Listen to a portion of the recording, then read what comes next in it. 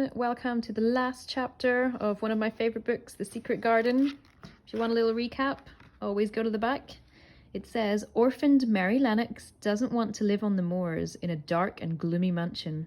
The only thing that interests her is the story of the secret garden that her uncle has locked up forever. But when she finds a key, will Mary bring the garden back to life and discover the other secret Misselthwaite Manor is hiding? So let's finish chapter 4 today.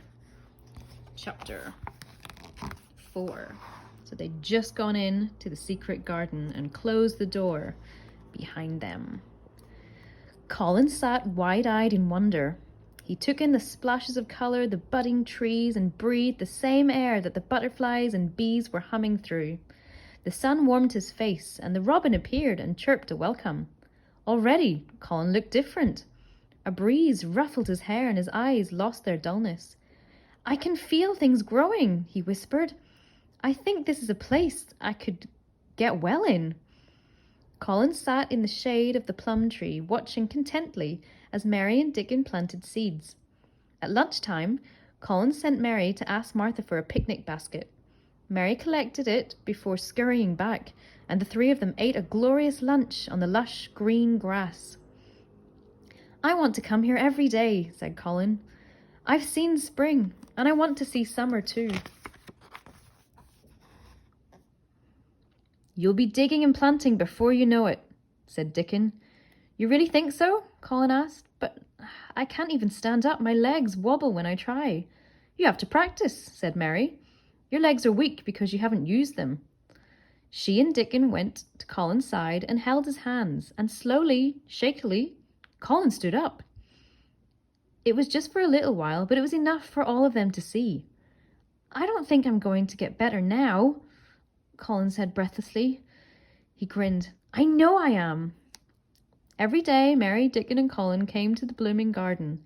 They cheerfully worked and played, although they sometimes had to remind each other not to laugh too loudly in case they gave their secret away. Within weeks, Colin was walking as well as Mary and Dickon. But they kept their secret too, because Colin wanted to surprise Mr. Craven. "I wish my father would come home from his travels," he said every day.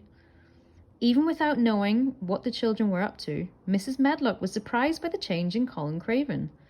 She had been expecting Colin to shut himself away in his room again by now, but he never did. Mary had actually been good for him, she decided.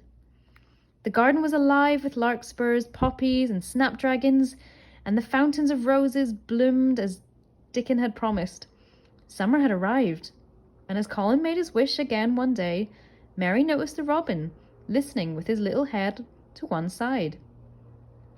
"Make it come true," she whispered. "Let the magic happen like it did when I found the key, and you showed me the door."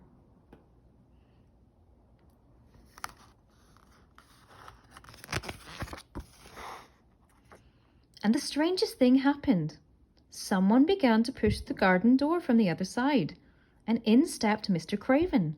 He gasped to see the children, then blinked and peered at his son. "Colin, is that really you?" "Yes, father," Colin shouted in joy. He ran to Mr. Craven's side. "I'm well again. How did you find us here?" "I dreamed of your mother," Mr. Craven said in a croaky voice. She told me to come home and look in the garden, and here you are." He looked around at the fragrant roses and flower beds bursting with colour, and the birds and the bees and the branches. He shook his head as if he feared he might be dreaming. I thought it would be dead." "Mary thought so too," said Colin, "but she brought it back to life, and she showed me I could get well." "So did Dickon," said Mary. "Mr. Craven, please don't lock the garden again." Tears sprang into Mr. Craven's eyes.